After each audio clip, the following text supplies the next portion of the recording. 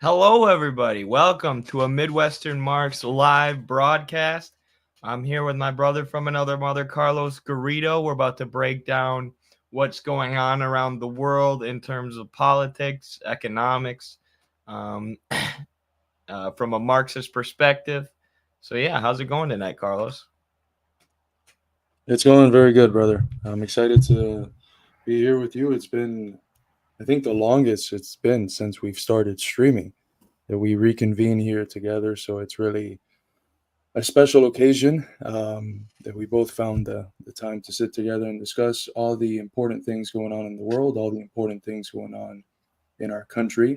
And I'm ready to get right into it if you are, right after the glorious international, which is how we always kick things off here at the Midwestern Marx Institute. So don't move a muscle, folks. You're not going to want to miss this one. We'll get started right after this.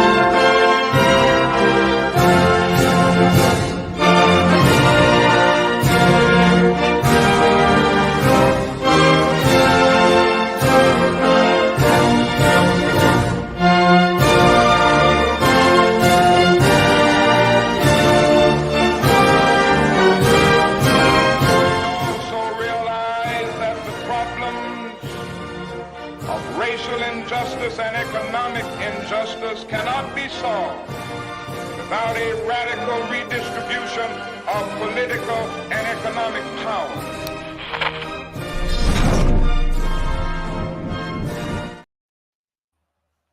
Alrighty, welcome back, folks. We got a poll going which asks, is the U.S. an occupied country? So far, we're at 80% yes, 20% no. We got 56 votes in through the YouTube. We'll shoot up a poll as well on the Twitter, and hopefully before tonight's broadcast, we'll be able to tally up the numbers for how that's going. But how are you doing, brother? A question we haven't asked in a minute has been, what are you reading? What's on your current desk? What are you reading? Ooh, I don't have it with me because it's sitting in my kitchen, but I have been finishing the mountain that is Marx's capital. I'm finishing by climbing up the summit, the 1,000 page summit that is Capital Volume 3. So I'm on like page 220 or so. Um, it's really interesting, really good book. Obviously, Capital is highly theoretical. There's a lot of economics analysis that involves algebraic equations and things that aren't the most fun to read, but I've been surprised. There's also a lot in volume 3 of the same kind of analysis that's in volume 1, where Marx is looking at what the factory inspectors have to say about what's going on in the factories, and he's using um, the economic analysis to make, or that he makes, to show how the issues that the workers are facing in the factories are systemic, how they're rooted in the capitalist system. So he'll show how, it's in the interest of capitalists to drive wages as low as possible and expand the working day as long as possible. And then he'll show these battles that have been fought between the workers and the capitalists over the length of the working day. And he uses real material examples, concrete examples, to prove and to show the economic analysis that he's making. And it just, it always, every time I read Marxist economics, every time I read Capital, I've read volume 1 twice, read volume 2 once, and now reading volume 3. Every time I read it, it makes me a little angry at the fact that neoclassical economics and the kind of economics you're taught if you take most economics courses in the US is just a pseudoscience. It's a bullshit. I studied economics in college, and my teacher wrote off Marx as a bunch of pseudoscience, as a bunch of nonsense, and then proceeded to teach us a bunch of nonsense, which is what neoclassical economics is. It's basically a field of study designed to prop up capitalism and promote capitalism and tell you that Marx's critique of capitalism is wrong. That's what the whole field is. But then you read Marx's critique of capitalism, and its explanatory power is so far beyond what you would learn in a Western economics course, in a neoclassical economics course. So it's always striking. It always makes me mad, like that young people studying economics in our systems of higher education here in the West are being lied to and being deceived, when really every economics course should probably start with Capitals Volume 1, 2, and 3. That should be the basis of any real economics course. But yeah, it's fascinating. It's good stuff. I could go in depth, but obviously Volume 3 is a super complex book. All I'll say is Volume 1 focuses on the sphere of production, where value is produced by labor and where value is exploited by the owners of the means of production.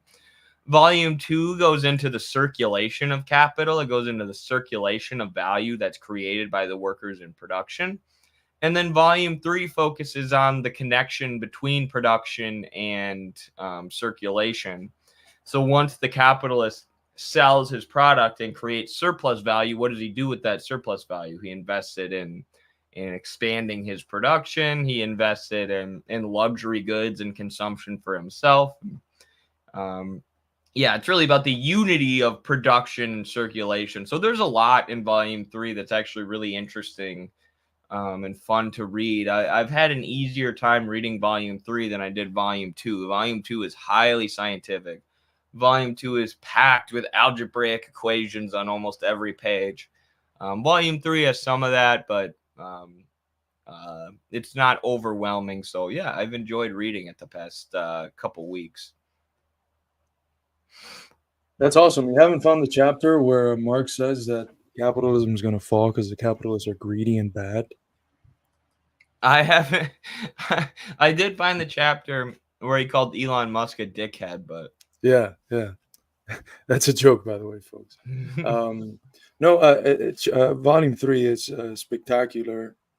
It really ties everything back up together, and I mean, it's explicit about the fact that it's doing that. It's about the capitalist mode of production as a whole, not just the moment of production or circulation, but the whole thing coming together and looking more and more as what it is that we interact with when we actually participate in capitalist relations of production. So I definitely would urge everyone who is interested in taking up the project of reading Capital to understand that it's not enough to just read the first volume.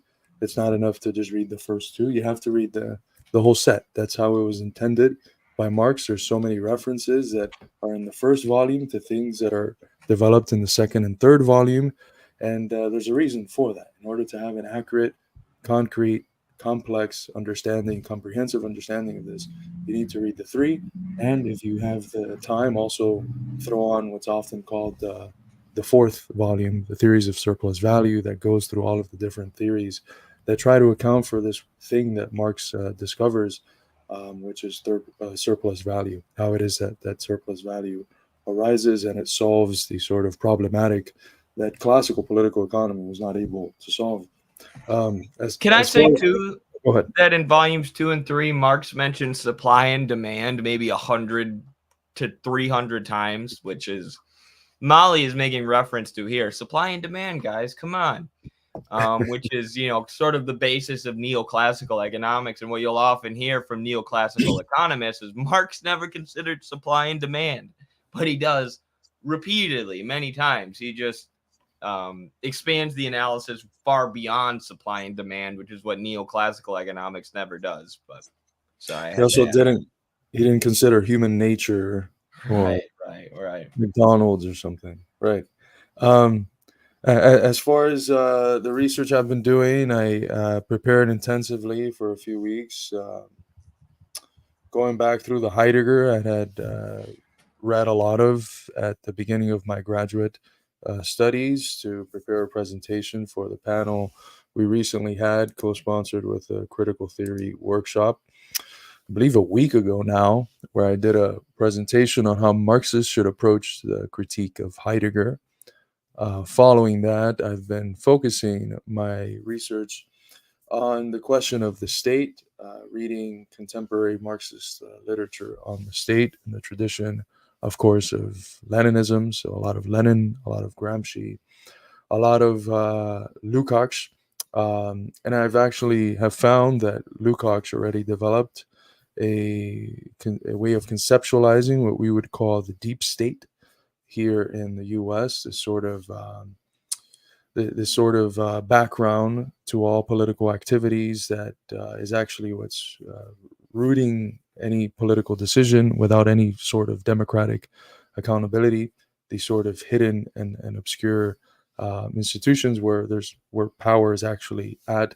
Lukács was clear that as capitalism develops, the formal democratic institutions are more and more subservient to what we would call the deep state. And I've been studying that primarily because I have a conference coming up next month in Mexico, where I'll be talking on the issue of the state and the U.S. So trying to see if there's anything new that I can pull. It's always a central question for us communists. But nonetheless, there's always stuff to learn. I'm not muted. Yeah, absolutely. And while Carlos is getting ready to go to Mexico, I'm going to be going to a conference in Dearborn, Michigan with our friends Jackson Hinkle and Haz Al-Din, Kyle Pettis, Noah Kratchvik will be there. So I'm really excited for that. Hinkle's been promoting it a lot. If you want to buy tickets to that Dearborn, Michigan event, go to Jackson Hinkle's X page, his Twitter page, because that's the only place where our good friend Jackson hasn't been banned. Even though he's a grifter, right? He's a right-wing grifter who's gotten himself banned from every single platform except X by supporting the economic freedom fighters in South Africa and the struggle for Palestine, because that's what right-wing white supremacist grifters do, as they support communist movements in South Africa and whatnot. Just kidding. I'm making a little joke there, but I'm very excited to be a part of that event and meet some of the Midwestern Marx followers and some of our comrades in real life. I wish I could make it to that event. Yeah, I wish you could too, Terry, but hopefully a lot of people will be able to make it there. I think it's really cool that the event is in the Midwest, and we are Midwestern Marx, so it's not where all of our followers are based out of, obviously, but a lot of them. So I'm excited for that. Yeah. No, it should be a terrific event. I think the angle is superb. I think that one of the things we've tried to emphasize, especially since October 7th and I guess October 8th, since the intensification of the Israelis' ethnic cleansing of the Palestinians and the genocidal war we've seen over the last 6+ months. One of the things we've always tried to emphasize that I think makes our angle unique is the connection that the interests of the American people have with the interests of the Palestinian people. It's not just the case that we support the Palestinian out of some sense of justice or guilt that we have because our government is the one funding this genocide. No, we support them because we're on the same side, because we realize that just like Palestine is occupied by the Zionist colonial entity of Israel, which is the U.S.'s colonial outpost in the Middle East, the U.S. is also occupied. Our people don't have sovereignty. Our people don't have anything near sovereignty. They don't have a say in their affairs. They don't have real democracy. The people who rule our country are the elite, and it's the same elite that funds and gives billions of dollars to Israel to drop bombs on innocent Palestinian kids that keeps us poor and desperate and indebted here back home at the ranch. So we support Palestine. I mean, some of us out of a sense of justice and compassion, but we got to support Palestine because we're in the same fucking fight, because they're on our side and the people they're fighting against are the people that are screwing us over as well. So that slogan that the IFA, the Institute for a Free America, is developing, free America to free Palestine, that's, I think, the right way to think about it. We can only truly free Palestine once we free ourselves from the shackles of the elite that's keeping us oppressed, poor, indebted, which is the same elite that's bombing the shit out of Palestine and covering up for Israel on an international scale when literally everyone in the world is condemning Israel, and setting it up as the pariah that it is. So I think it's a great it's going to be a great event, and if I have the opportunity, I'm going to try to make it as well, so that the whole Midwestern Marx gang could be there. But we'll see. Absolutely. Really excited for that. Couldn't agree more about the Free America slogan. It is interesting how, because of American unipolar hegemony and the dominance of the United States and U.S. based capitalists on the global stage since World War II, it's kind of united all of these countries against the United States. It's united even these countries that aren't socialist, like Iran and Russia. They've been siding more with China, with Venezuela, with the socialist countries, and with the socialist camp, if that's what you want to call it, because they have this common enemy. They have this common enemy that is U.S. unipolar hegemony, the U.S. ruling class. So it's united a lot of these countries and a lot of these different groups around the world against the same ruling class that we're fighting here at home, the same bankers and shareholders who dominate our economy. So want to say thanks to Christopher David for the $5 pseudo super chat. We can't get super chats anymore because Google and YouTube have demonetized us. They still haven't explained why. I was getting on YouTube's ass. I was emailing them repeatedly. Tell us why we're banned. Tell us why we're banned. And they kept saying it's not really up to us. Sorry, it's Google. We're going to get it figured out as soon as possible. They never did. They never got it figured out. YouTube's support team never figured out what was going on. Google AdSense never even gave us so much as an email. They just took the super chat functionality away. So if you want to ask us questions or donate to the Midwestern Marx Institute, you can do that through our PayPal, which is linked in the description. Also, really urge people to join our Discord, which is linked in the description. But yeah, we've got some news stories today too. For one, Itamar Ben-Gvir, an Israeli official, one of these far-right Israelis, one of these members of the far-right nationalist coalition of Israeli or Zionist right-wingers that has brought Netanyahu to power and allowed Netanyahu to stay in power. For those who don't know the background, basically, in order to stay in power, Netanyahu formed a coalition of the Israeli far right.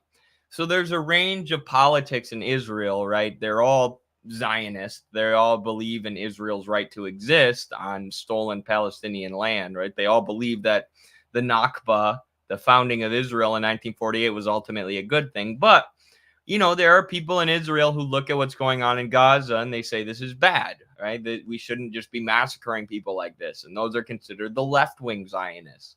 There are a lot of people in Israel who are mad that Israel is carpet bombing the Gaza Strip because there are Israeli hostages in the Gaza Strip. And they're saying, going out and protesting and saying, you're not even trying to rescue these hostages. You're just trying to punish the Palestinians by carpet bombing residential areas.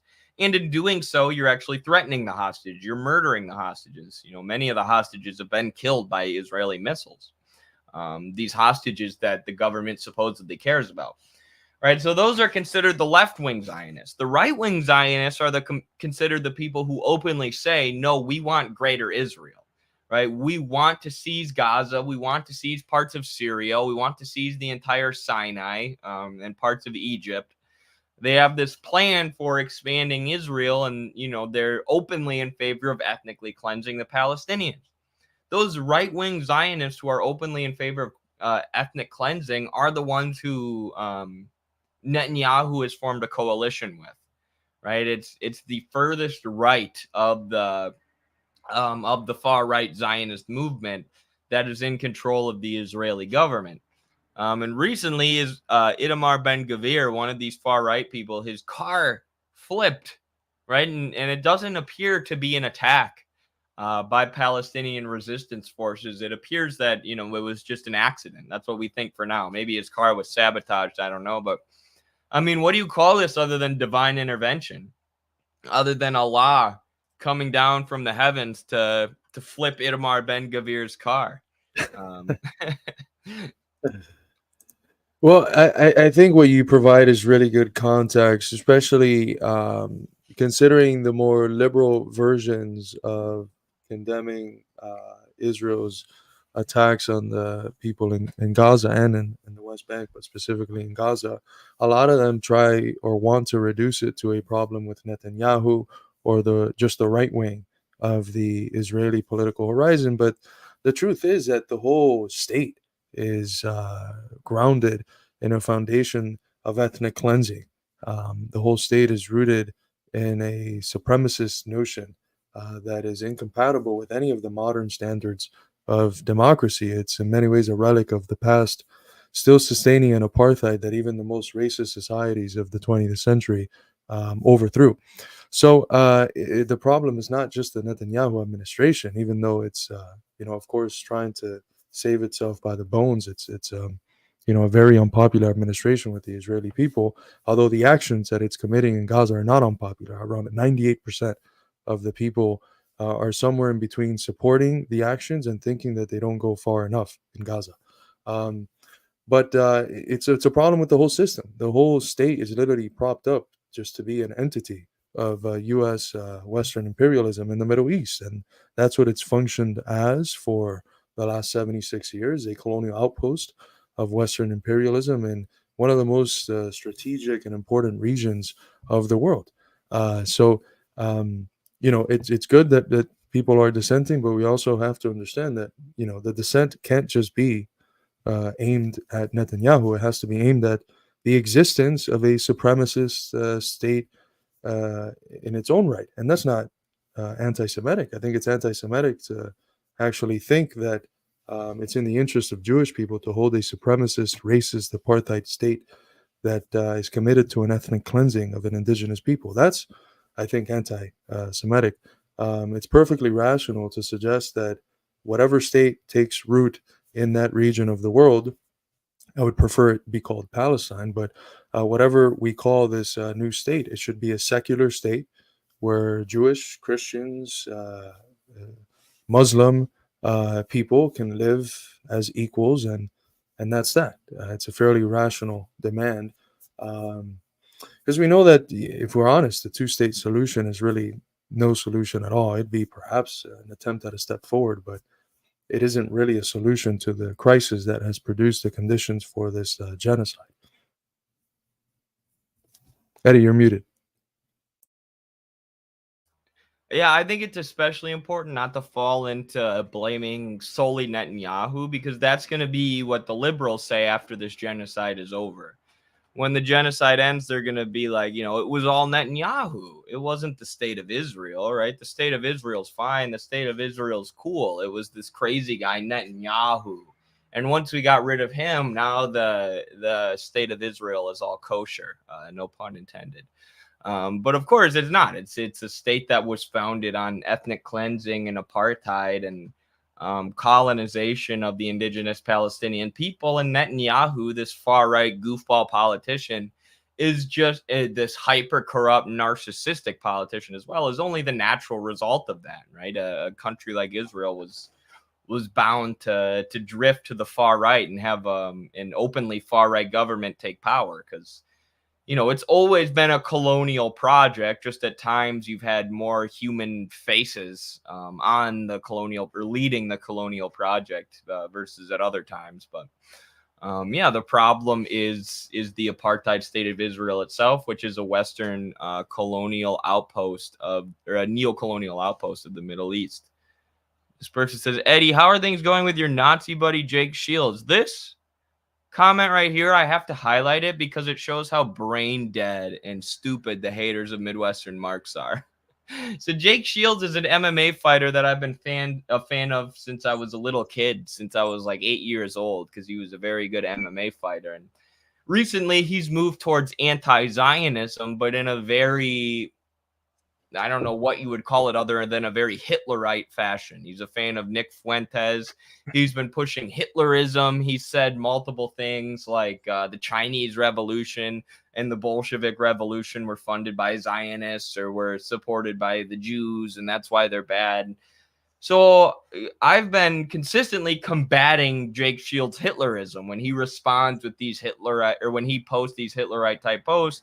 I explained to him how, one, they're wrong, and how, two, he's hurting the struggle for Palestine because he's portraying, anti-Zionists as being actually anti-Semitic, which allows the Zionists to point and say, look, all the people opposing us are anti-Semites. So we've actually been combating Jake Shields' anti-Semitism every step of the way, and he doesn't like us because of this, obviously. I've got posts with hundreds and hundreds and hundreds of likes, thousands of likes in some cases, dunking on Jake Shields and explaining to Jake Shields why he's wrong. And our haters are so fucking stupid. They're so brain dead that they look at that. They look at us combating Nazism, openly saying Nazism is wrong and you need to move away from Nazism, and they think that makes us the Nazis. That's how stupid the people who think that Midwestern Marx is a fascist organization are. That's how stupid Takashima Nakamura is. So everybody quick say a prayer. Pray to Allah or God or whoever. Pray that Takashima Nakamura, that their brain starts working and that they learn critical thinking skills and they stop being such a fucking moron, because Lord knows they need some help. That was good. No, I mean, folks, if these ideas are spreading, there's two things you could do: ignore them and let them continue spreading on social media, let them continue fooling people who are ready to dissent into thinking that that's an actual avenue of dissent. We know that Nazism and fascism are not actually dissent. They're as integral to the status quo as you can possibly get. They're what arises when the status quo is threatened to defend the status quo and the supremacy of the capitalists. So when these ideas spread, you have two options. Either you just, say, I'm not going to engage with anyone who holds them, and therefore just let them spread organically without any challenge, or let the liberals challenge them, as if the liberals can actually challenge these ideas when they're both rooted in the same tradition, or you can combat them. And then when you decide to combat them, you have to face a certain question. What's the most effective way to combat them? If I go and just say a bunch of mean things embedded in the context of some true things, is that the best way for perhaps not the person tweeting it out, but the people that are still vacillating as to what their political opinions are, and are trying to develop a political opinion? Is that the right way to get them on board? I think not. I've seen some of the tweets that Eddie has put out replying to this individual, and in my mind, if someone is an apolitical person just following Jake Shields and encounters both his tweets and Eddie's replies, it's going to be hard to not be convinced that on the basis of Eddie's replies that Jake's anti-Semitic tweets are full of shit, and they're baseless and they're moronic. Now, the way that Eddie's approaching it is not in a canceling fashion or in a shaming fashion. He's approaching it in a tactical fashion. The way you convince people is not by shaming them. I've never convinced someone. I've never shamed someone into being a communist. I mean, I really, like, for those of you that are organizers, think back. Have you ever shamed someone into holding the right political positions? That's just not the case. That only reinforces their instinct to go to the opposite side. So the approach that I think Eddie's taking, which is a very diplomatic one, I think it's the right one. It's the one that wins people away from that cancerous ideology and towards perhaps a correct Marxist position.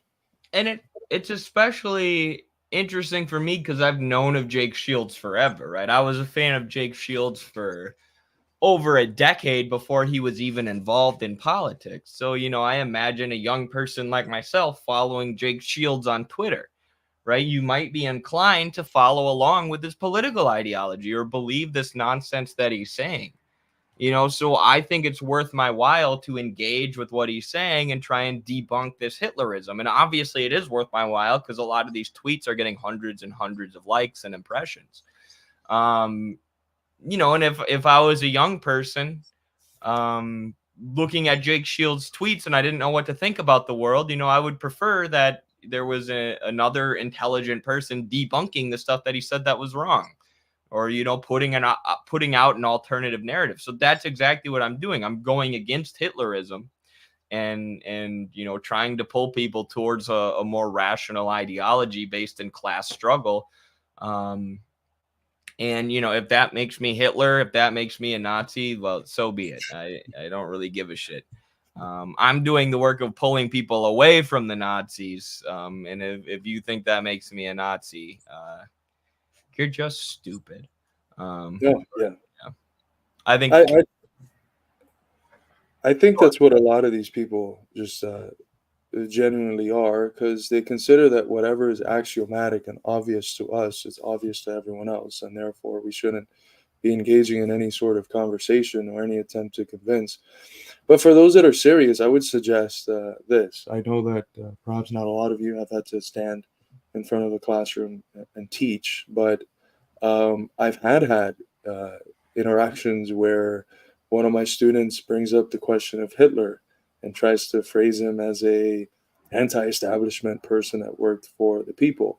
And when that happens, I can't just say, "You're a Nazi, get out of my class," call the administration and expel them. You have to have a more mature and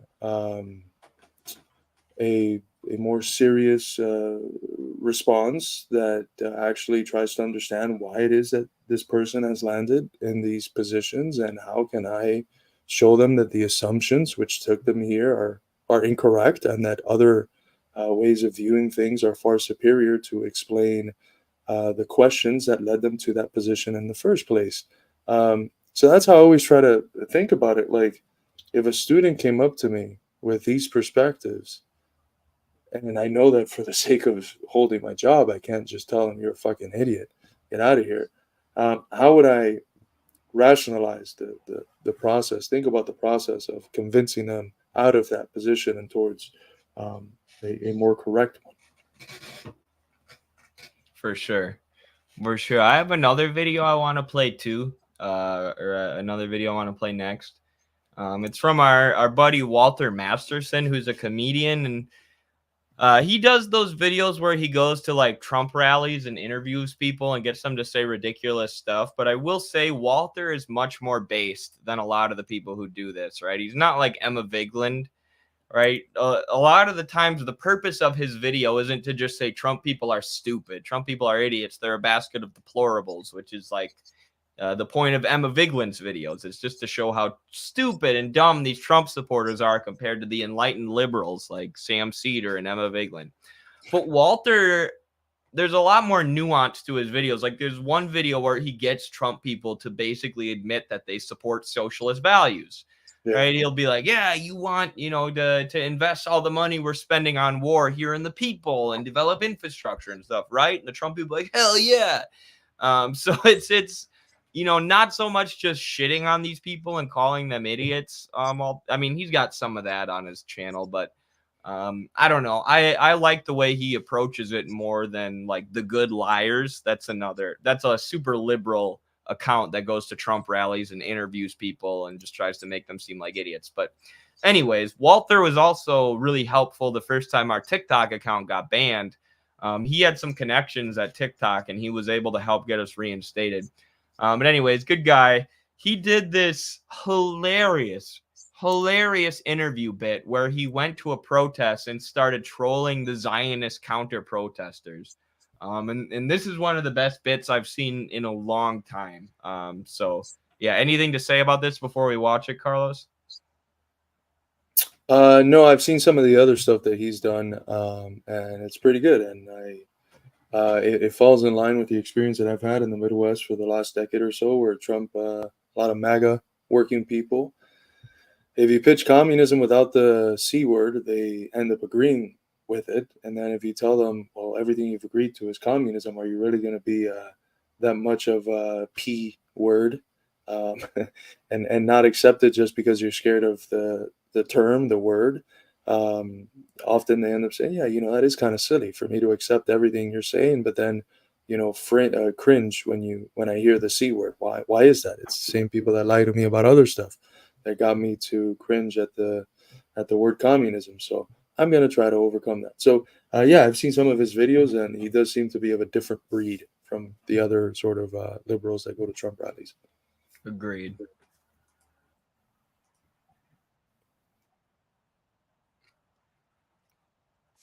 I don't hear anything. Let me try this again. It might be me though. So chat, let us know if you can hear. Oh, there we go. I didn't share the audio. This should work now. Okay.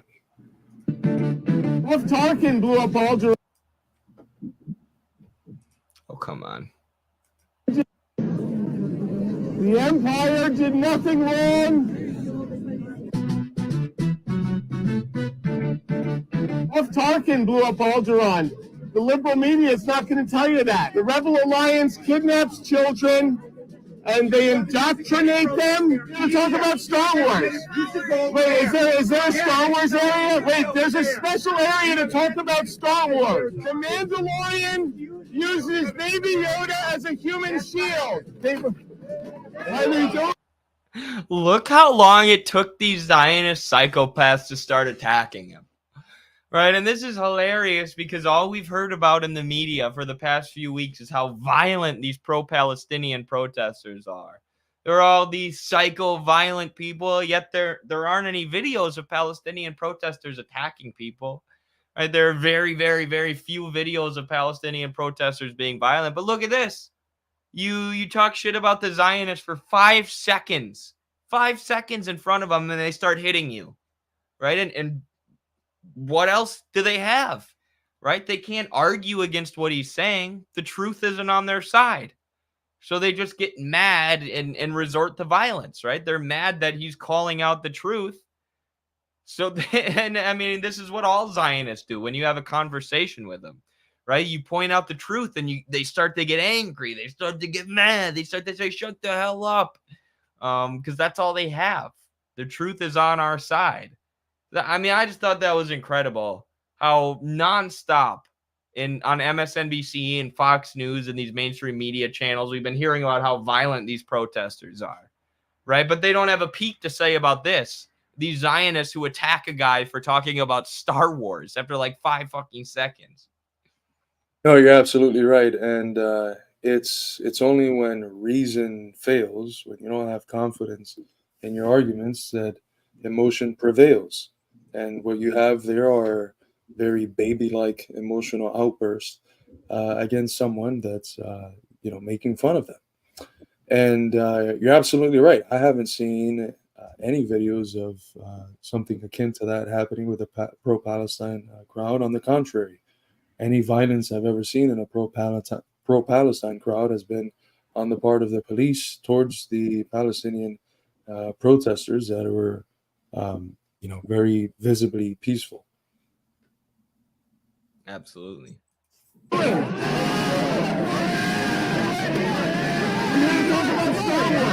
people just don't want to talk about Star Wars. I was talking about Star Wars. You're from Fox News? I'm going to be on Fox tomorrow. Okay, yeah. So, So the Mandalorian was using Baby Yoda as a human shield. The liberal media doesn't talk about how Alderaan was being used as a... They destroyed his property. They ripped his mask in half. It reminds me of that video of the girl going into the Gaza Solidarity encampment, that lady who went in there with the shirt that said Jew on it, right? Did you see that one yet? She went in with a shirt that said Jew and just stood in the middle of the Solidarity encampment. And the idea was, look how brave I am as a Zionist, going into the middle of this pro-Palestinian rally. But everyone left her alone. Nobody even talked to her or looked at her. Right? All the pro-Palestinian protesters just let her be, let her do her thing. Whereas if you go into a Zionist protest, they hit you, they break your stuff, they rip your property in half and throw it at you. Like, it's so obvious here who the terrorist supporting people who are out of their mind. It's not the pro-Palestinians, it's the pro-Zionists. Base for the Rebel Alliance. Say what you want about the Sith Lord, but I mean, he dealt with the Trade Federation and the whole blockade of Naboo. Okay, and for those who are a little bit less familiar with Star Wars, could you draw the analogy a little bit? You want to start with episode 1. You see how does that connect to this issue or why you're out here? What is it? What's going on here? What is this? Oh, Israel? Oh. Huh. Hard to say, really. Thank you. So absolutely hilarious, but absolutely expose the Zionists for what they are. Absolutely. They have no argument, so they resort to violence. And will the New York Post publish this? Will the New York Times publish this? Will they say Zionists attack comedian after 3 minutes of him, or less after 1 minute of him making jokes in front of them? No, we just get articles like the New York Post article about a Palestinian supporter stabbing a Zionist in the eye. But then when you see the video, there was absolutely no stabbing. I made a TikTok about that earlier if you want to see what I'm talking about. But well, it's because their narrative is baseless. And so in order to defend it and construct the sort of stories that allow for that defense, they need to make up stuff, ignore a whole lot of stuff, and then twist stuff that does exist in such a way that it's unrecognizable from what it actually was. It's literally inventing reality on the basis of lies, half-truths, and manipulated facts, and that's all they have, and a bunch of omissions, which in terms of journalism, it's perhaps propaganda is not just what's being told, it's also what's being left out, what's not being said, what context, which is essential to understand the thing, is being omitted.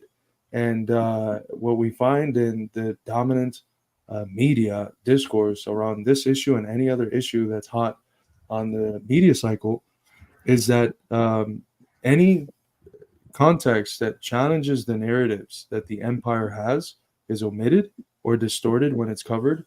And the slightest facts that could be presented and distorted in such a way as to back up the narrative of the elite, those are the ones that are used. It's literally as far from objectivity as you can get. It's just purely ideological media aimed at devising a narrative that they convince you to accept.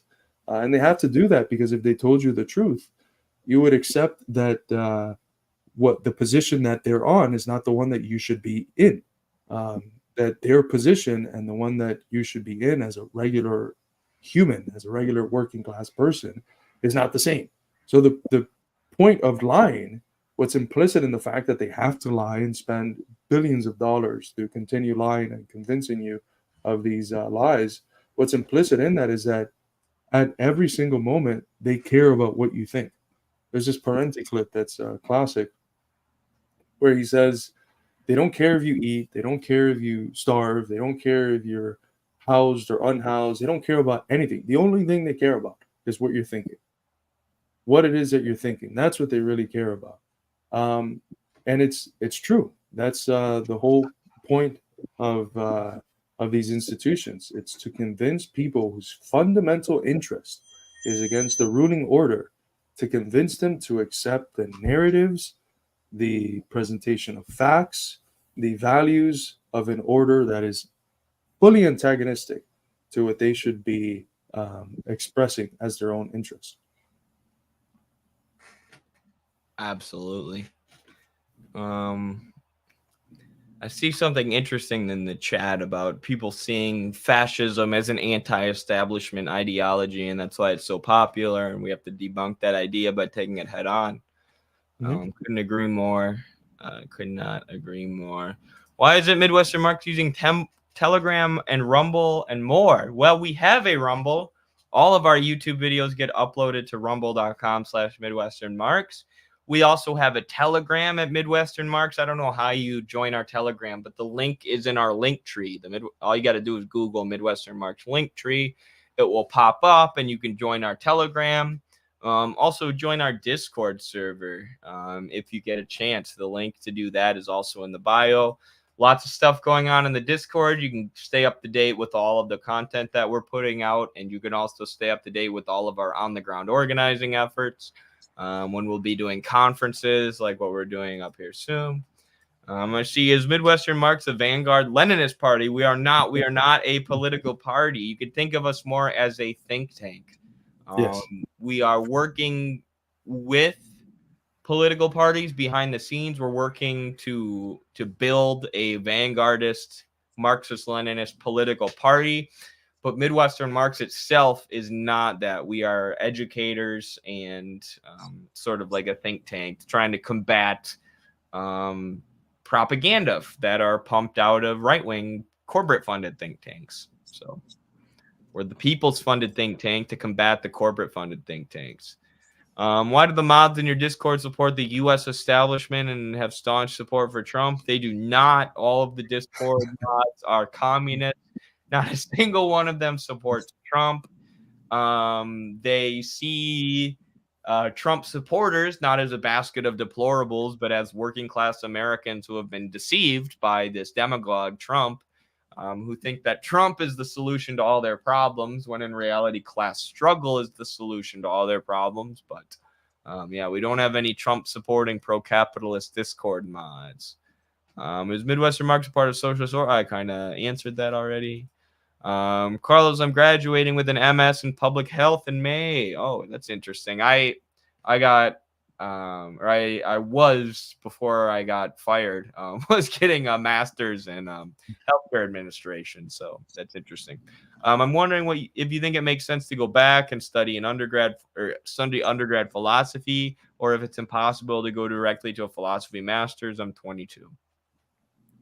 If you have a BA, you can get into a philosophy graduate program without having a undergraduate degree in philosophy. Honestly, for me, I appreciate the route that I took because I was someone that hated school. I don't think I read my first book until I was somewhere along my path of undergrad. And once it was in undergraduate school that I fell in love with learning, and that got intensified with graduate school. But if you're already someone that likes learning and likes challenging the set of beliefs that society has and those that you have, then I would say that going down that route is not necessary. You can get a very good education on your own. Honestly, the Institute is consistently putting out classes that are at the level of quality that you would find in graduate seminars, if not superior, because we don't have any allegiance to the ruling ideas of the dominant class. That's not what our institution is about. So I would say that you don't need it unless you want to be a philosophy professor. Then sure, go ahead and go through the master's and PhD route. But if that's not your plan, if you just enjoy reading philosophy and learning, then you can do that on your own, and you can probably do it a lot better than having to take classes reading stuff that often is completely irrelevant in terms of the ideas that are really important to tackle at our time. Agreed. Critical Workshop Theory or Critical Theory Workshop just posted a lecture on liberalism and fascism by Rockhill, Gabriel Rockhill. It's very good. Highly recommend. Yeah, I'll definitely be checking that out. I love Rockhill. His work on fascism is great. He's preparing a book on it, and for those that don't already, if you want to know the Marxist position on fascism, Dimitriev's work is important. Michael Parenti has also done important work on fascism. Palmer Dutt was also one of the classics. I would say you're probably good if you got your Dimitrov in your system, your Parenti, who emphasizes the role of the national security state in contemporary American fascism, and a Rockhill, who, of course, has done a great job at removing the myth that fascism is this sort of break from regular capitalist liberal democracies, this sort of thing that comes out of nowhere and that's in contrast to capitalism and liberal democracy, and who shows that both fascism and liberal democracy are two forms of governance of capitalist forms of life themselves.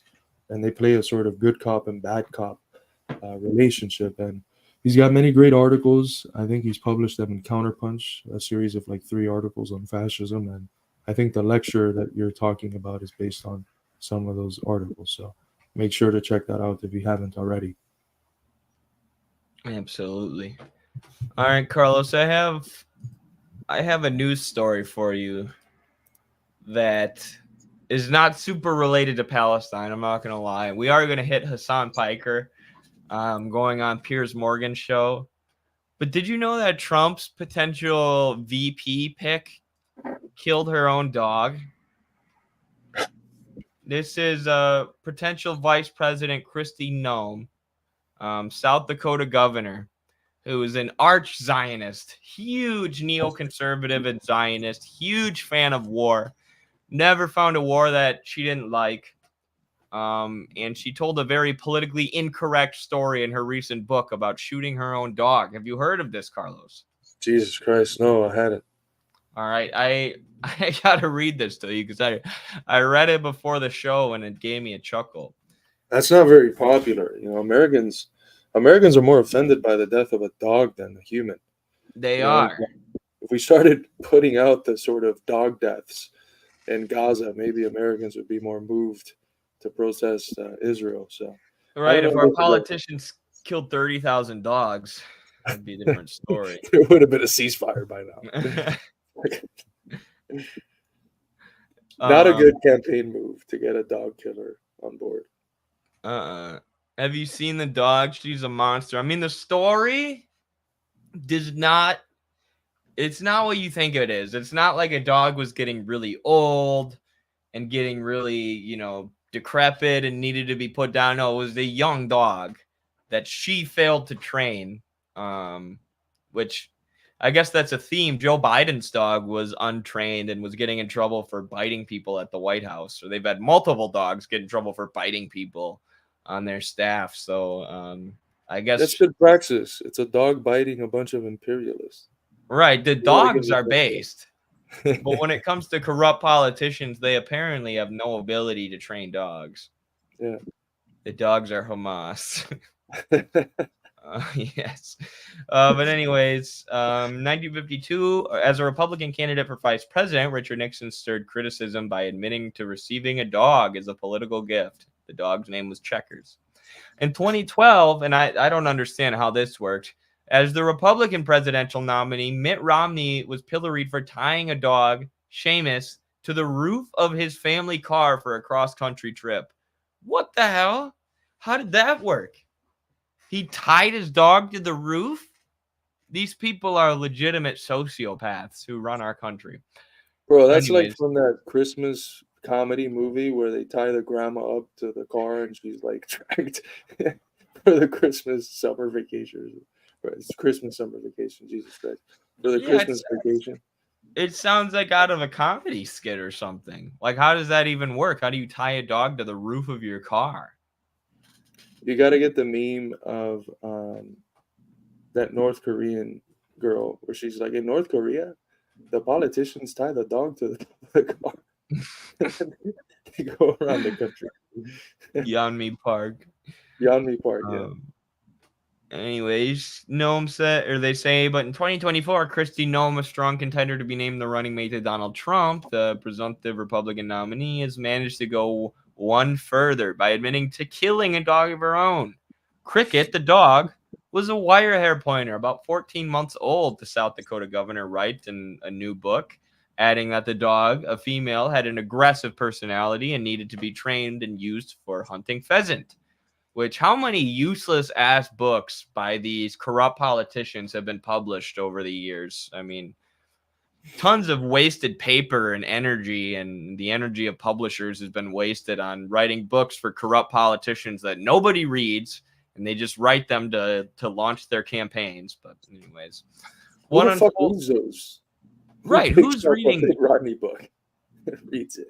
I used to do, as a joke, I used to post on my Snapchat story tagging Carlos and our other socialist friends when I would see like Nancy Pelosi's book or Amy Klobuchar's book. I'd post a picture on my Snapchat story and be like, got you a gift at Carlos Garrido. But like, for real, who the hell's reading Amy Klobuchar's book? Like, kill me. But anyways, the dog had an aggressive personality, needed to be trained. What unfolds over the next few pages shows how that effort went very wrong indeed, and remarkably, how Cricket was not the only domestic animal Noam chose to kill one day in hunting season. Like other aspirants to be Trump's second vice president who have ventured into print, Noam offers readers a mixture of autobiography, policy, blah, blah, blah. She includes a story about the ill-fated Cricket.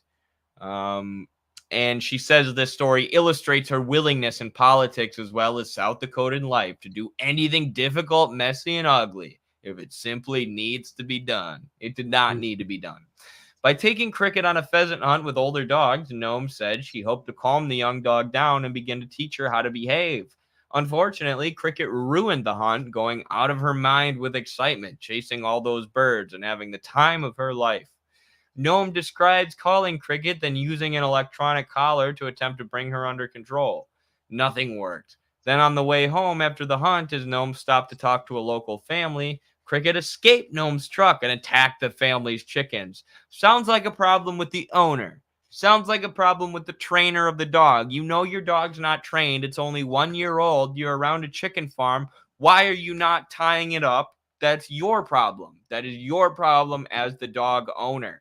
Your dog's only 1 year old. You know your dog is aggressive. Why are you letting it off of its leash around chicken? Anyways, Cricket grabbed one chicken at a time, crunching it to death with one bite, then dropping it to attack another. Cricket, the untrainable dog, Noam writes, behaved like a trained assassin.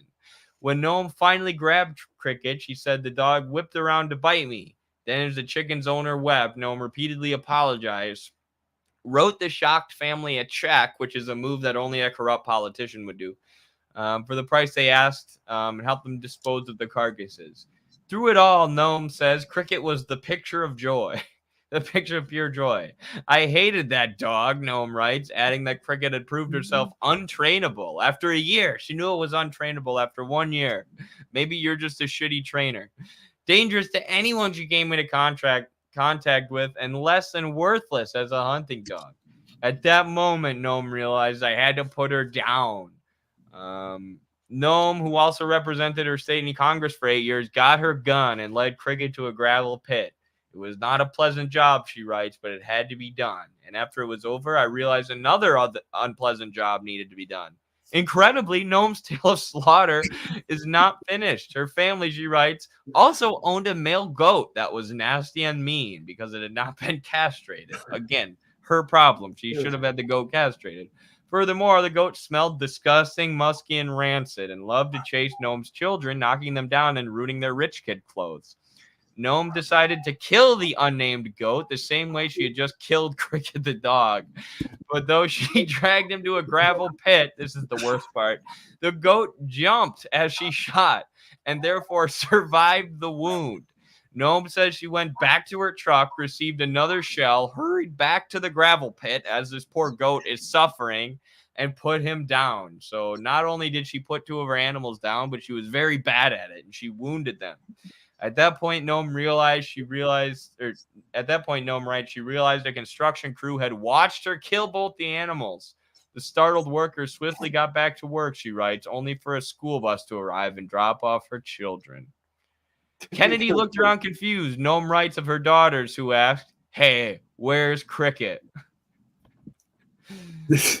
Jesus Christ. It's the most ridiculous story. It's some onion shit. No way. I don't know. Did she make the right decision? I just get you got to kept put getting down a worse. dog if it's a bad dog. She just kept getting shit. Oh my god. It just kept getting worse. Like, also, she killed her goat. Also, she shot it in the knee before she put it down. Also, she tortured crew it. saw it. The construction crew saw it. She had to go. It wasn't torture. It was enhanced interrogation. Oh my god. I don't know what's worse between that or Mitt Romney strapping his dog to the car. I just want to know how that worked. Someone said they probably put it in a kennel. And then put it on top of the Oh, car in the kennel. just had the kennel on top of the. Okay, that makes more sense. Someone in the comments said that they hope they put goggles on the dog, and I almost lost a lung trying not to laugh. Mary Ward says the story is horrifying. I think it kind of is. Like, I don't think that dog needed to be put down. Like, just because you couldn't train it as a hunting dog, like, dude, my dog was really stupid too. It could have never been trained as a hunting dog, but it was just a dumb dog. It didn't need to be shot. I don't know. Maybe that shows she's willing to do tough things and she should be the vice president. That's psychopathic. I agree. I want to watch this Hassan clip, but I got to run to the bathroom again real quick. I wonder Do you if have she'll anything add to chat that about while I pee, or do you want me to play the clip while I go? I wonder if she'll add that to the campaign video. Just like a heartwarming story about her character and how she means business, and the example of like her killing a dog and a goat. It would literally be the most ridiculous onion-like story ever. Yeah, play it. Okay. Go ahead and I'll react to it. Okay. I'll be right back. You are, and you're over here chirping all the way from fucking London about Palestine and doing a both sides are fucking fine type bullshit. Or you're talking about how you want to fucking free Palestine, but also simultaneously, both sides got a lot going on. Shut the fuck up. You don't know anything, okay? I don't give a shit about what you're. I lost it. Oh, is the Piers Morgan thing up? All right, we'll dive into this. Let's do it. Hysterical scenes at some of America's top universities this week have generated more coverage and commentary than the war itself in the last 2 weeks. Columbia says that all... Yeah, I wonder why. Someone should perhaps think about why that is the case. Perhaps Piers should think about why that is the case. Shocking. How odd. ...person classes are now cancelled until the end of a semester. Well, one notable Jewish professor at Columbia shared a video of Muslims praying as if it was a shocking assault on US values. A lot of people think a lot of these protesters at universities in America are performative. I mean, do you accept that a lot of that is not only performative, but public demonstration of support for terrorism? Absolutely not. I don't think that, all protests are technically performative, obviously, but there's a very clear-cut goal that their colleges divest from a lot of the companies that are aligned with the state of Israel, a lot of the companies that are directly involved in operations in the West Bank, a lot of the companies that are playing a role in the regular maintenance of the apartheid regime of Israel and helping Israel conduct an ethnic cleansing campaign. That is the ultimate goal. That is why they're trying to very clearly cause a little bit of a disruption and engage in. But are you comfortable? Okay, but are you comfortable? The most American thing you can do. Are you comfortable with the ones who are seen chanting support for Hamas or chanting about Intifada? I am perfectly comfortable with people chanting about the Intifada. As far as the Hamas thing goes, any kind of protest is always going to have a litany of random people, but ultimately it doesn't really matter. You have to look at the actual tangible goals that the protest movement is stating they're interested in. And I think that those goals, and I think you will agree with me on this, Piers, I think those goals are pretty valid overall. I think that they want to, one, recenter the attention to the genocide that is ongoing in Gaza, and two, demand that their tuition dollars do not go to operations in Israel. I'm muted. What do you got to say so far? It's good. I like that trick that he set it up I think you'll agree with this. That's a good rhetorical device for getting the debate opponent to agree with one. I did a reaction video to part of this Pierce Morgan segment with Hassan earlier today, and it was quite interesting. It was him flexing the sort of 1776 muscle and talking about how it's perfectly fine to defend an intifada. An intifada is just a revolution, and we had one of those in the U.S. It was a pretty badass moment, I think. But yeah, I guess not much to say about the clip. Yeah, where the part where he just started making fun of the British guy, that killed me. That was one of the best Hassan Piker moments I've ever seen. Oh yeah. You're talking about a free Palestine. Shut the fuck up. I love it. No, you have to be ruthless. I don't know if you're aware of there's a campus. Sorry, what? You have to be ruthless with these people. I mean, they're literally supporting a genocide.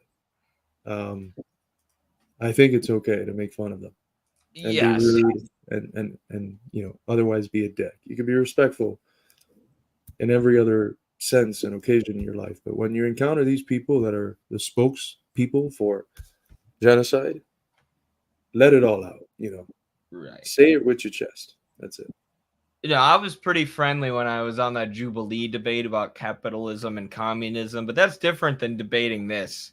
That's different than debating people who are straight up actively supporting a genocide. Like the people who support capitalism technically are, supporting genocide because capitalism has created genocide, but they don't realize it.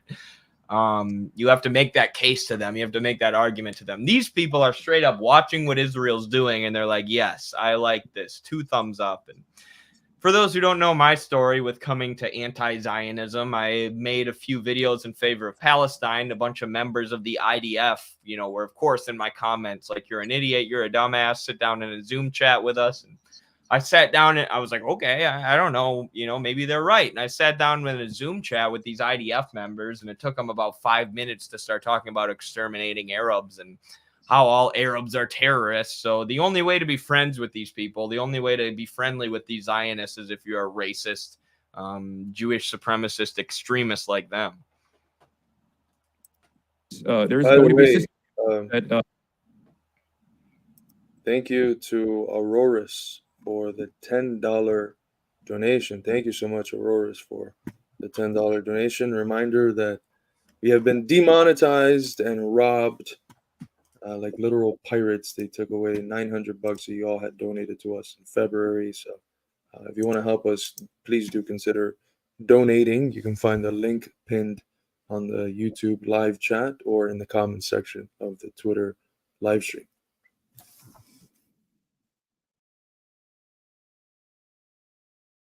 Is being built in Tel Aviv right now for Columbia University. This means that Columbia University, which once housed the likes of the late great Edward Said and many others, and that currently has many Palestinian students who pay tuition for projects such as this one, will not be able to go to that sister campus. I find that abhorrent, but it's everyday existence in Israel. Let me bring in Emily. Now, you might be saying, wow, you cook. Sorry, that's such a good point about peers in the comments, and I'm going to skip the part where Hassan's giving his extra commentary here, but that's such a good point about peers pretending to be neutral, but he's still a Zionist propagandist. Absolutely. I mean, he's been moderating debates for 200 days now about Israel-Palestine, right? And he's heard genius scholars like Norman Finkelstein lay out in, extreme detail everything that the Israelis are doing and how the Israelis are lying about what they're doing and how they're targeting children while pretending that they're not and claiming that they're not. And then he's heard Zionists have no response to that. The Zionists have no response to that except shut up, you're anti-Semitic. And yet Piers is still on the fence, right? He's still in the middle. He doesn't know what to think about this genocide. He doesn't know what to think about the apartheid state that's massacred 10,000 children and 30,000 civilians. Like, it's fake objectivity, and this is what liberals do. He's on the side of the Zionists. He is a Zionist, but he feigns objectivity. If he was being honest, and if he wasn't paid by corporations who censor what he could say, he would have been pro-Palestine by now, right? After viewing all these debates, he would have educated himself and become pro-Palestine. But he's paid to pretend that he's neutral while actually being a Zionist. That is his whole shtick.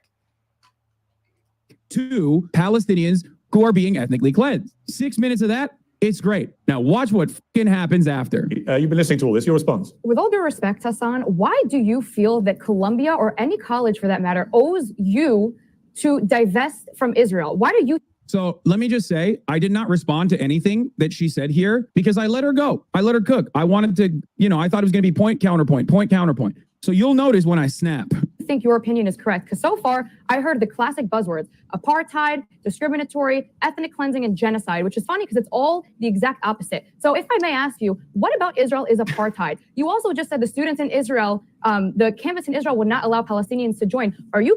The checkpoints that Palestinian Arabs have to go through, the discrimination from employment that Palestinians face, the massive poverty that most Palestinian Arabs in Israel, Palestine are living in, whereas, Jewish people are not. The fact that if you go to the West Bank, the Israelis are living in like track houses, like gated communities, and the Palestinians are living in ghettos. It looks just like apartheid South Africa. That's not a buzzword. That's the reality, you dumb bitch.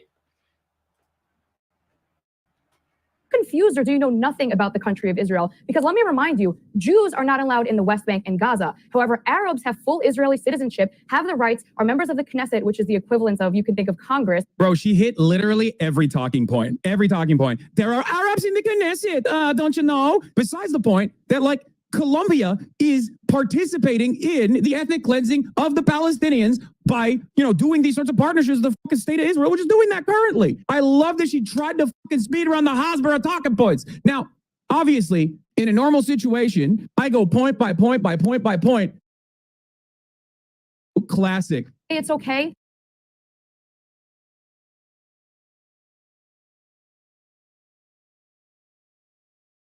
Sorry, I was muted.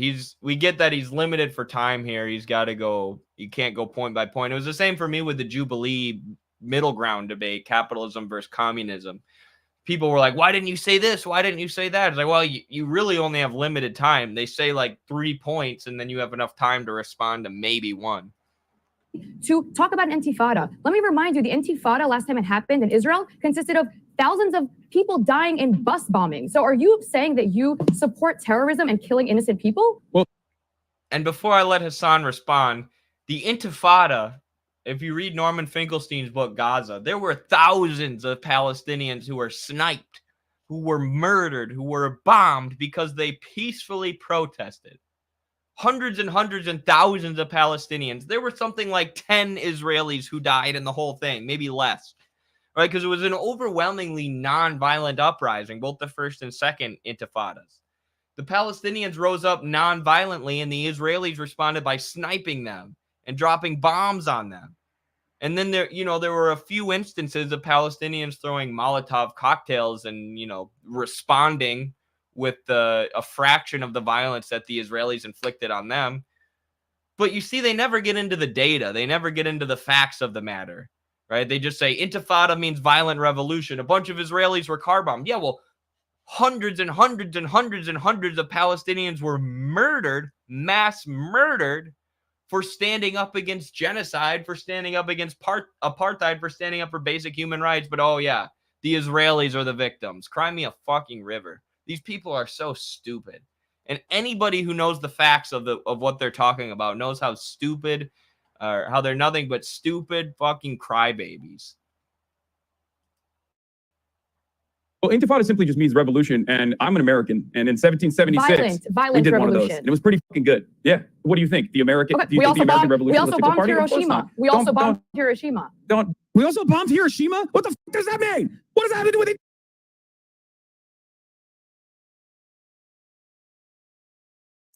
You're muted. Muted. You're muted, Eddie.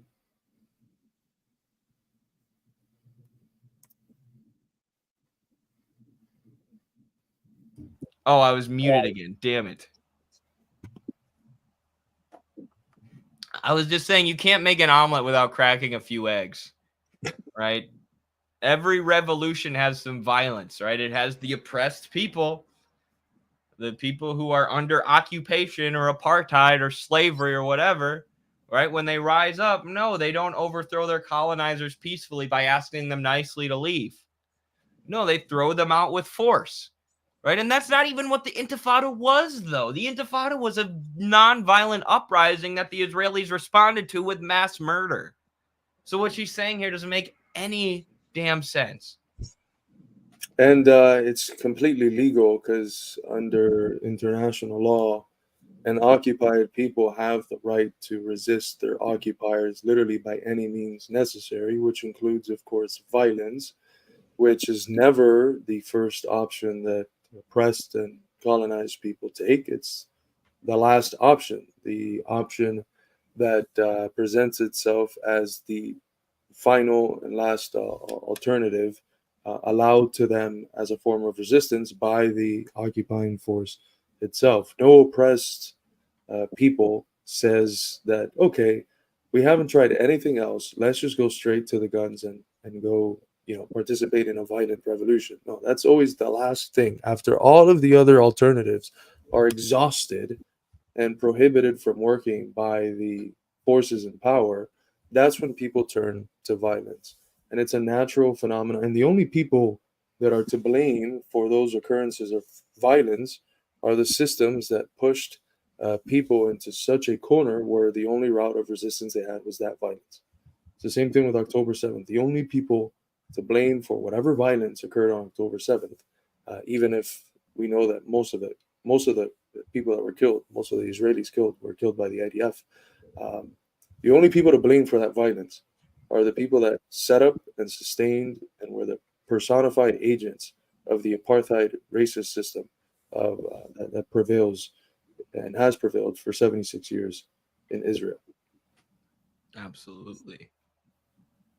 Intifada, was that a revolutionary act? Notice how I'm still keeping it kind of cool and cracking jokes about how 1776, baby, America, yeah. Inside of me is a volcano. And I think this was when I lost it. When she started with the how dare yous and the pink haired twink coming in and being like, everyone is doing this for clout. It's just like all reached a boiling point inside of me. And all the rage cage that I did the night prior, all of a sudden was gone. Slate clean. Do you understand? You are about to see a very different attitude from me. Yeah, I know. And that was also unjust and unimaginably cruel. But of course, the Israel Defender is also defending when it fits your narrative, civilians and killing them by the hundreds of thousands. Now listen, They never shut up. They never shut up because they know the truth isn't on their side. So they try to interrupt them before he can get the truth out. They know what's coming. They know that he's about to say facts. So she just opens her loud ass mouth and tries to interrupt them after he just let her ramble on about bullshit for like 5 straight minutes. Let's get back. But when it goes against refocus the it's conversation unjust. to the points that you made. Let's refocus the conversation. They're so disgusting. Zionists are so gross. Okay, look, Even though she's kind of hot, she's gross. Just to remind everybody, I'm actually moderating this. That's an interesting point that everybody just raised, Hassan. It does seem look. Notice how this king limp. This is when it's like, okay, he immediately goes, oh, you said violent revolution is justifiable in certain instances. Well, let's take it back to October 7th. Time to talk about October 7th. We're very selective about the violence that you support. That when you support it, it's justified. When other people use things in a violent way that you don't support, it's unjustified. Seems like it's all skewed to what Hassan Piker thinks. Well, not necessarily just what I think. I think that there are... Piers is such a fucking idiot. And everything he says in that pompous British attitude. It's like, you really think you're eating. You really think you were spitting there, don't you, Piers? You don't realize how stupid what you just said was. And Americans, I feel like, think he's a smart guy because he talks in a pompous British accent. When he is just brain dead, dude. He's got a pastry for a brain. But the gotcha that Piers presented was basically, oh, Hassan, so you think that whatever's right is what you think is right? It's like, what? Of course, what I think is right, I think is right. It's implied in the fact that I fucking think it's right. Right. Yes, rising up against your colonial occupiers is good. Murdering 10,000 children in a country that you're occupying is bad. Holy shit, Piers. Mind blown. Yeah, a lot of people would agree with that, actually, you fat human pastry. Obvious markers, obvious boundaries. I don't think violence against civilians is justified. I've talked about October 7 on this very same show, saying that it was a tragedy. It was atrocities that occurred on October 7 specifically. When you target civilians in any capacity, I think that that is unacceptable. However, this does not mean that violence will not occur in many circumstances. Violence has occurred in every single revolutionary action, many good revolutionary actions. Obviously, America bombing Hiroshima and Nagasaki with an atom bomb. That was not a very was what good Hamas did on October the 7th. It was not a very good moment for human civilization at all. Was what Hamas did on October the 7th. We're not talking about October 7th, you lard ass. The conversation isn't about October 7th. And yes, October 7th did happen because the people had been occupied and oppressed and ethnically cleansed for 70 years. And if you weren't a pompous British asshole who was born with a silver spoon in your mouth, you might understand that. If you were born into the conditions that little kids in Gaza were born into, you would understand it. And it never ceases to infuriate me watching these rich, white assholes in the US and in the UK condemn the people in Gaza, condemn the young men in Gaza for taking up arms on October 7th. Motherfucker, you were born into an open-air prison where you were watching your family be exterminated every day, where you're watching your little sister get killed by Israeli missiles and be strangled by the Israeli blockade. You would take up arms too. But you were born with a silver spoon in your mouth. You've never lived outside of your mansion in the UK. So your stupid little pea brain can't even grasp what it's like to grow up in an area like that. You can't even put yourself in their shoes because you're too privileged and you're too corrupt to even understand the perspective of those young men in Gaza who decided to rise up on October 7th. I mean, it never ceases to infuriate me how easily these pompous, rich bastards will look at the people in Gaza and condemn them for resisting. You try being born into an open-air prison then. You coward. You're shitting on these people so you'll get your pockets filled by the corporate media. It's so disgusting, and there's a special place in hell for these people like Piers Morgan who are condemning these folks who are born into an open-air prison and decide to rise up to try and fight for their families and their communities, the same way that so many Americans say that they would do if our country was attacked. And it's a form of explicit dehumanization, not just because what's tied to October 7th are a plethora of lies that have been systematically debunked and shown to be baseless, but it's dehumanization because the natural thing that a human being will do if they grew up in the conditions that the Palestinians have is rebel. It would be almost inhuman and unnatural for the Palestinians not to take up the route that they are with the forces of resistance. No people in this planet, after being subjected to what the Palestinians have been subjected to, wouldn't turn eventually to what the forces of resistance are forced to turn to. It is a human natural reaction. And when you ostracize that and you condemn them for that, you remove their capacity to be human. That's a human reaction. It's a natural reaction. It's like if a kid is getting bullied and after an accumulation of bullying, they finally react and slap the bully or beat the bully or just explode. How can you condemn that? That is a human reaction to the systematic bullying. It would be weird and unnatural if something didn't happen. And so by condemning that, there's a process of dehumanizing them and saying this deeply human form of rebellion that you have shown in October 7th and before October 7th and after October 7th, that's actually not natural. You're actually wrong for that. That's actually something we should condemn. And there's also something else operative. We're literally in April 26th, 2024, more than 6 months in to the systematic extermination of the Palestinian people. There are more than 1 million Palestinians facing conditions of starvation unlike we've ever seen before, at least in this century. And this is something that is recognized by every single international organization that has looked at the issue We just saw a hospital with a literal pile of dead bodies that included people that were very clearly either medical staff or patients. There was kids with their hands tied behind their fucking backs, shot in this mass graveyard. Kids with their hands tied behind their back, shot in a mass graveyard. The amount of war crimes committed by Israel are untaliable. And after more than 6 months of a genocide unfolding, you have the fucking audacity, you sack of lard, to talk to me about October 7th? About October 7th? If you can't see 6 months into a genocide why October 7th was necessary, then you are either a fucking idiot or satisfied with selling your soul for the fattening of your pocket. Because what everything that has happened since October 7th shows is the fact that October 7th was bound to happen.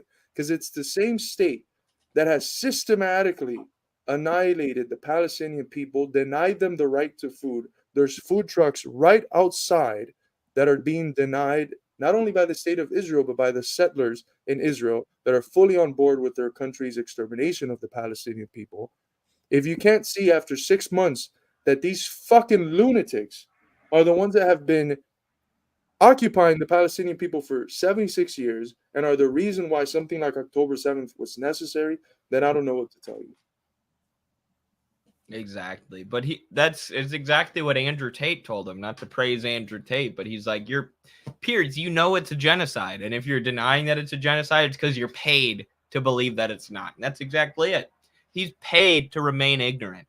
He wouldn't have Piers Morgan Uncensored as a show if he didn't maintain these idiotic centrist positions. That's his job. What Hamas did on October the 7th. Hamas, October 7th. What Hamas did. What Hamas did October the 7th. What Hamas did. I'm so sick of hearing him say that. Look at every single act of violence. I look at You've literally just been reciting a whole load of systems them. of oppression. Why are you avoiding October the 7th? You do it too. No, I don't. I'm not avoiding it. I've talked about it a million times. Well, let me ask. He just talked about it. I can't listen to this fucking jelly donut Piers Morgan talk anymore. He's such a moron. The fact that people like this are the ones who have shows whereas we have to go on YouTube and we're constantly getting demonetized and suppressed for our show shows everything that's wrong with our system. And it shows why, and a U.S. senator said this recently, pro-Palestinian content on TikTok is getting 10 times more views than any of the propaganda news media, than MSNBC or Fox News' content about Palestine. 10 times the views. And a U.S. senator said this, and he said that's why we need to ban TikTok, right? Because we're not getting the same views as them. It's because mainstream media is flooded with these useful idiots like Piers Morgan. These people without a single brain cell who are just repeating the same thing over and over again. October the 7th, October the 7th, October the 7th. He'll say that as many times as he needs, as long as he can keep making that cash. Right. And that's what every show on the mainstream news is. It's people who are paid to remain ignorant and stupid. But guess what? The public isn't falling for it anymore. The public is turning to TikTok. They're turning to YouTube. They're turning to Rumble. They're turning away from people like Piers Morgan because they know they're paid hacks. They're paid liars. They're paid propagandists for the ruling genocidal class. Absolutely. And, we can call it idiocy. We can call it whatever we want, selling out, opportunism. At the end of the day, I think that it's clear that people like Piers Morgan and all of these other spokespeople that, call themselves journalists, but they're the lapdogs of those in power, they end up adapting because of the nature of the institutions that they work for. They end up adapting spontaneously the worldviews of the people that, as journalists, they're supposed to be the watchdogs for. So when the way that they view the world is rooted in the same assumptions as the people that they're supposed to be critical of, it becomes very easy and organic for their interests to just align with whatever the hell the elite wants said and told about a specific event. I was asked about this recently on RT, like, well, Joe Biden is fucking 3,000 years old. What does he care about, some extra money in his pocket from donors? It's like, well, it's not just the fact that they're bought. Yes, they're all bought, but it's also the case that, I mean, they've been fucking bought for a very long time. So they've developed already spontaneously the same interest, the same worldviews, what C. Wright Mills called the military metaphysic of the people that bought them, the military industrial complex, big pharma, and all the other industries that are a part of big capital, finance capital, the owners of basically everything in this world. And if you get to a point like Tucker Carlson, where you're like, screw this, I'm not going to tell the establishment's lies anymore, and you start, telling the truth about like the proxy war in Ukraine and a few other issues, they kick you right out. Yep. Right? It took seconds for him to get booted. And there were plenty of similar things that happened during the Iraq War, right, where people weren't willing to go along with the Iraq War, and they were pushed out of the media. They were called Saddam Hussein supporters and terrorists. It's the same thing over and over again with every regime change effort. But the media is systematically maintained by the bourgeoisie, right? People think that only government media, only state-owned media can lie to you or can be propaganda. When all of our media is owned by Wall Street shareholders, all our media is owned by private investors, and you think that's not propaganda because it's owned by the private sector?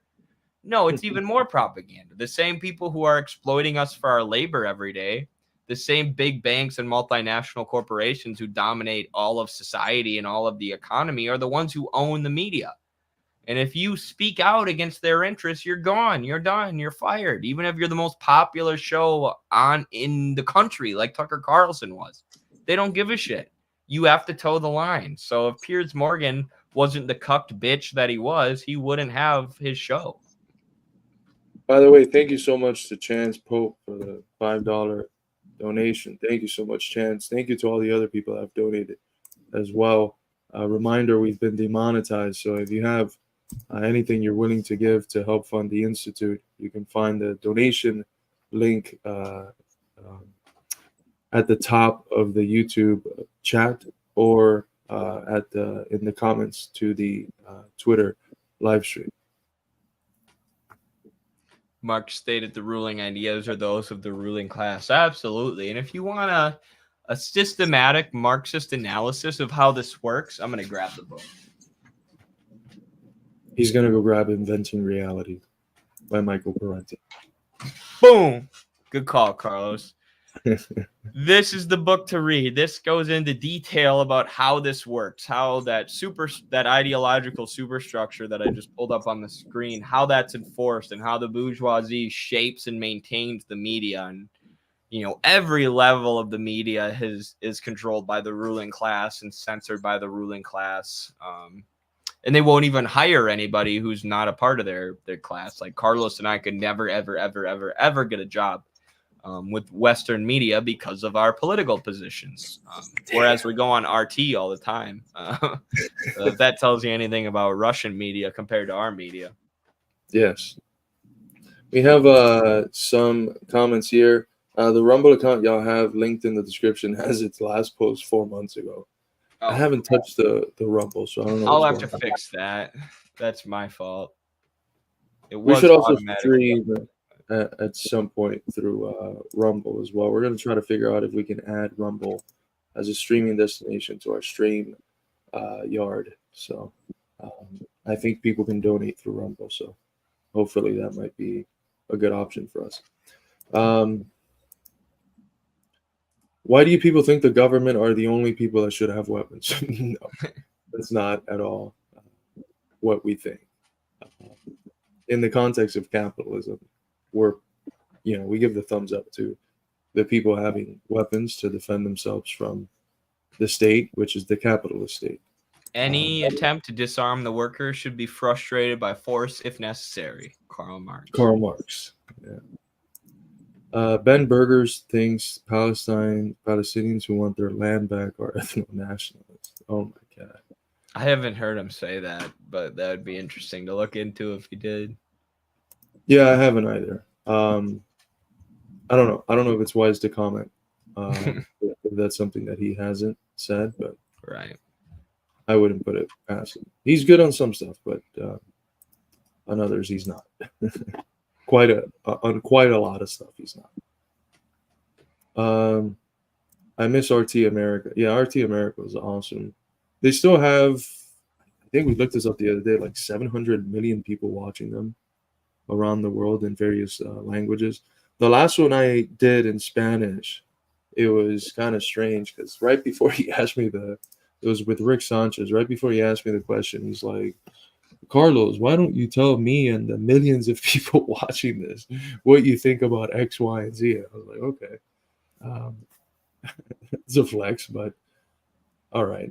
I didn't think it was true, and then I looked it up, and there literally are like tens of millions of people that watch RT. Yeah, we were kind of surprised. I didn't know. I'm like, who watches RT? Maybe like 10 people? No, millions. Yeah. Well, because the same day you, Noah, and myself went on RT. Yeah. And I think we've all been going on pretty consistently.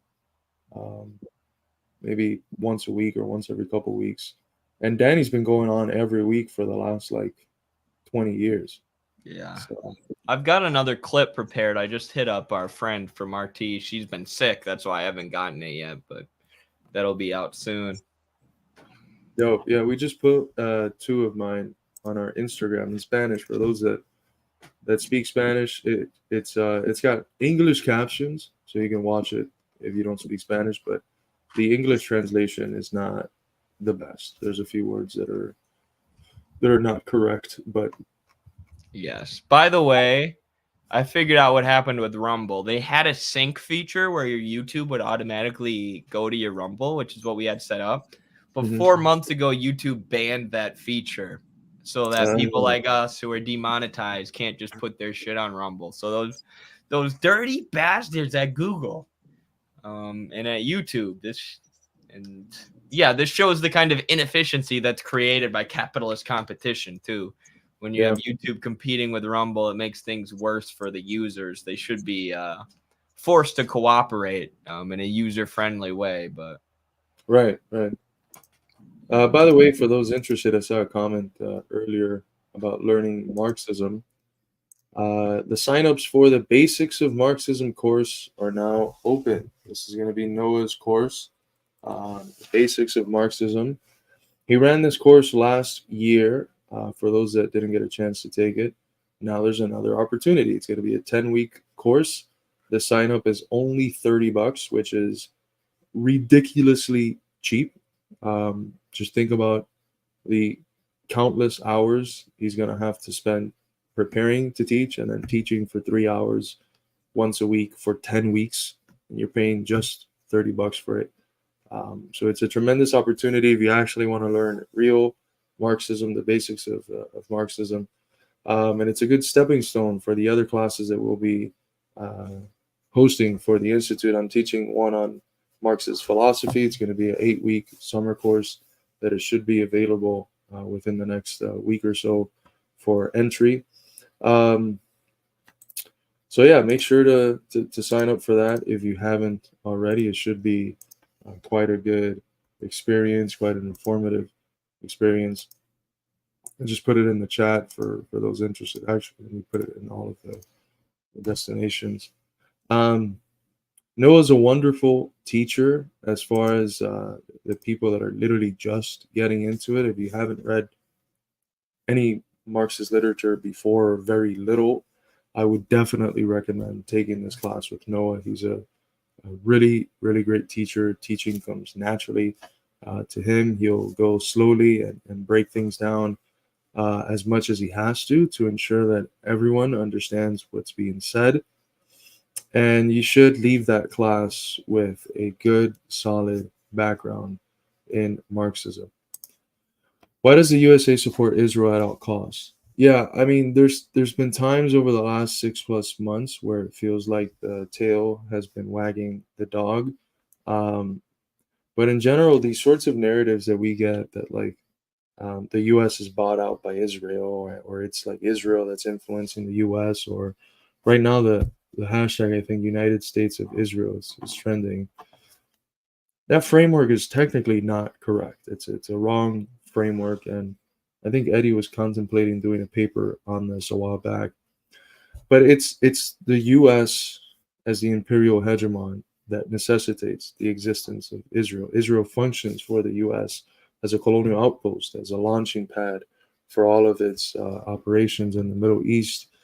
Um, there is a certain degree of influence that's directly exerted by like AIPAC and the Zionist lobbies on US politics. But even if AIPAC and the Zionist lobbies didn't exist, there would still be a very similar relationship between the US and Israel, because Israel is really the bastard child of British and US imperialism.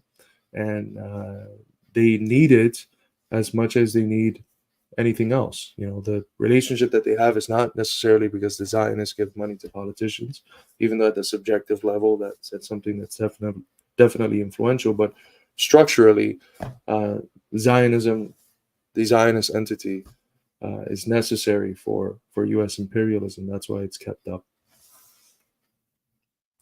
Absolutely, that's an important point to make too. Some people see, I mean, the U.S. is heavily influenced by Israel and the Israeli lobby and stuff like that, but ultimately the U.S. and Israel are tools, pawns of finance capital. The U.S. government and the Israeli government, right? They're products, I guess, of finance capital and of the ruling capitalist class. And Israel was an outgrowth of British imperialism and then U.S. imperialism. It wouldn't have been able to sustain itself in the beginning without the material and political support of Great Britain, and it wouldn't have been able to support itself 1960s on without the material support of the U.S. And you know that's what. And the Zionists are arrogant about that. If you talk to IDF members, they'll say we don't even need the U.S.'s support. We don't need the U.S. guns to crush the Palestinians, but they do. There's a reason the U.S. gives them $3.8 billion a year, and there's a reason that now that they're going ahead with this ethnic cleansing, genocide, extermination campaign, or the furthering of the long ethnic cleansing campaign, that the U.S. is dumping an extra $15 billion into Israel because they require the U.S.'s funding to buy the weapons and stuff that they need. Without the U.S. giving them a lifeline, there is no Zionist genocidal apartheid state. So, yeah, important to make that point. That's why our struggle is so important.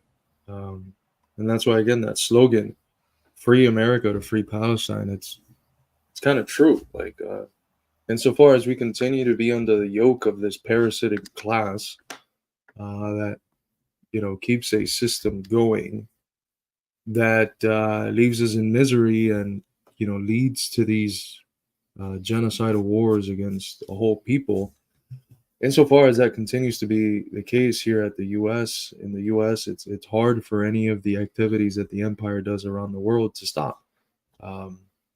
The weight and what's at stake for our revolutionary struggle is, you know, it's not exceptionalist to say that it's a lot more than any other country, simply because of the fact that it is our country, the one that prevents all the countries from around the world from, one, developing peacefully if they've already conquered political power by the working class and are constructing socialism, or two, actually grab power. So it's what's in our hands is, you know, not just the emancipation of our people, but also creating the conditions so that the struggles around the world can be waged in a much more peaceful manner without the American imperialist boot on the neck of all of our brothers and sisters around the world.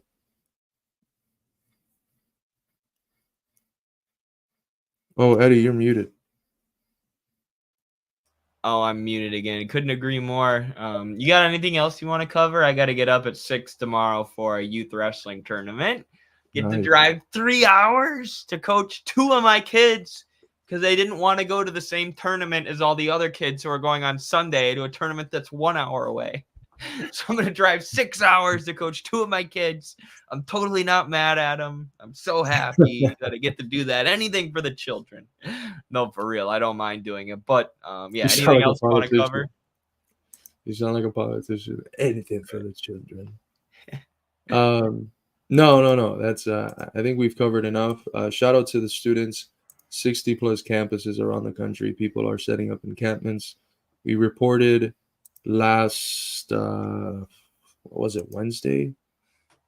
Last Tuesday we reported live from the Columbia encampment with Professor Danny Shaw, who was over there in his old treading grounds of Columbia University, where he got his graduate degrees. He reported, he spoke with us, he showed us around the encampment. Hopefully this weekend we'll have another comrade or a series of comrades from around the different campuses that have been engaging in these activities. We'll have them as guests on a show to discuss what it is that they're seeing, what the moods are that they're experiencing.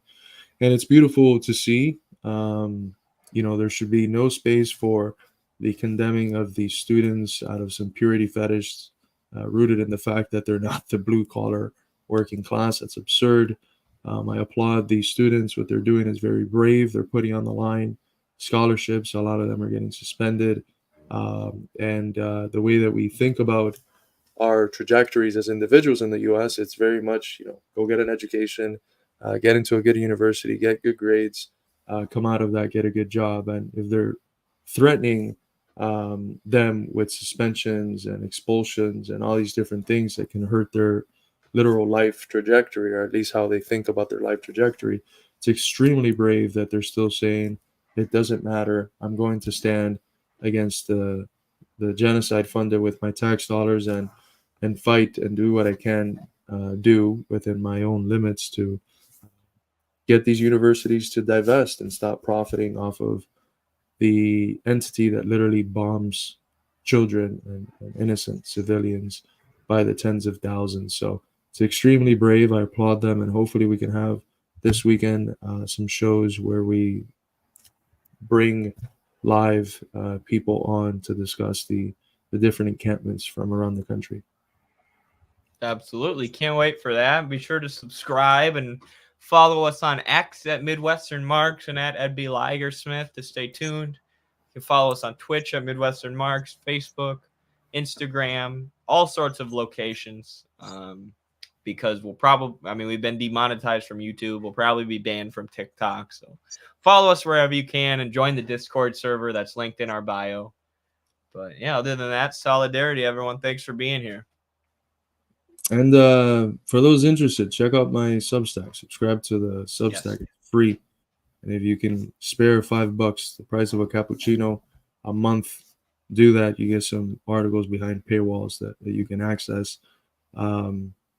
Yeah, thank you so much. And we'll head out with a new and improved International, which I'm very fond of. Thank you all for joining us, and we'll see you next time.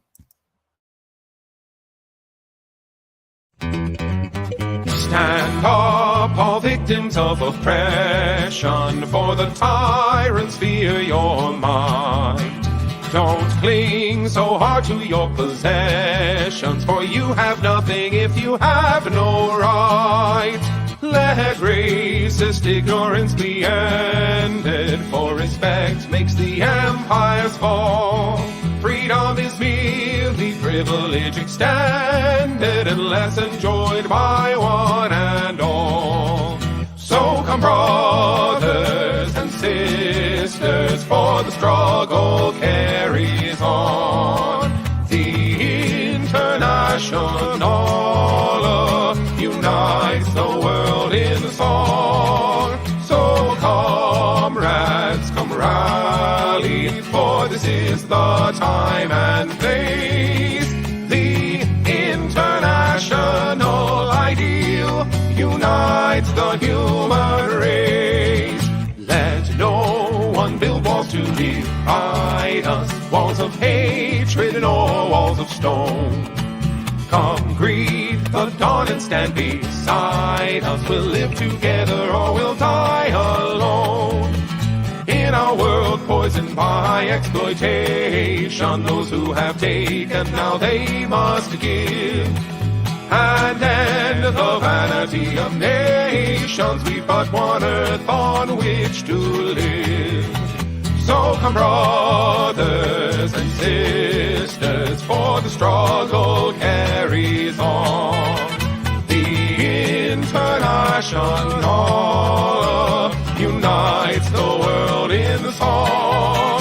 So comrades, come rally, for this is the time and place. The international ideal unites the human race. And so begins the final drama in the streets and in the fields. We stand unbowed before their armor, we defy their guns and shields. When we fight, provoked by their aggression, let us be inspired by life and love. For though they offer us concessions, change will not come from above. So come brothers and sisters, for the struggle carries on. The international